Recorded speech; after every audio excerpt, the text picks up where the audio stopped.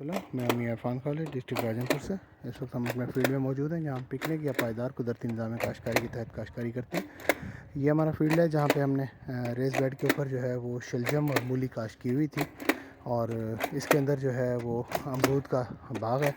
تو ابھی یہ دیکھیں کہ اس وقت جو ہے نا ہم نے جہاں جہاں سے مولی ہارویسٹ ہو رہی ہے اور شلجم ہارویسٹ ہو رہا ہے وہاں پہ ہم یہ نیا سیڈ لگا رہے ہیں۔ تو یہ ابھی سیزن چلتا رہے گا اس طرح سے۔ یہ جو ہے نا پہلی والی مولی وہ ہارویسٹ ہو جائے گی، اور یہ نئی مولی جو ہے نا وہ اس کی جگہ پہ جرمینیٹ ہو آئے گی۔ تو یہ پرماننٹ ریس بیڈ ہے، اس کے اوپر جب تک سیزن اجازت دے گا تب تک ہم اس کے اوپر یہ لگاتے رہیں گے نیا سیڈ۔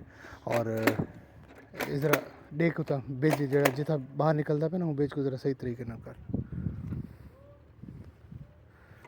تو اس مشین کی مدد سے جو ہے نا وہ جتنے آپ سیڈ لگانا چاہیں، 2 سیڈ لگانا چاہیں، 4 سیڈ لگانا چاہیں، اس کے اندر ڈائی موجود ہوتی ہے، اس کی مدد سے اس کی ایڈجسٹمنٹ ہو سکتی ہے، اور جتنے سیڈ کہیں گے اتنے سیڈ یہ مشین لگا دے گی۔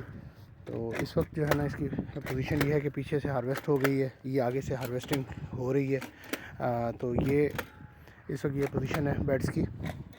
اور دوسری طرف یہ دیکھیں یہ ہمارا جو ہے وہ باغ ہے، اور اس کے اندر پکنک سے پہلے جو ہے نا ناغے آ گئے تھے۔ اب ہم اس کے جو ناغے ہیں وہ فل کر دیں گے انشاءاللہ۔ تو یہ اس کے اندر تقریباً کوئی 5 to 10% ناغے ہیں۔ تو انشاءاللہ ابھی اس کو فیب کے اندر نیکسٹ ایئر جو ہے نا وہ اس کو ہم فل کریں گے۔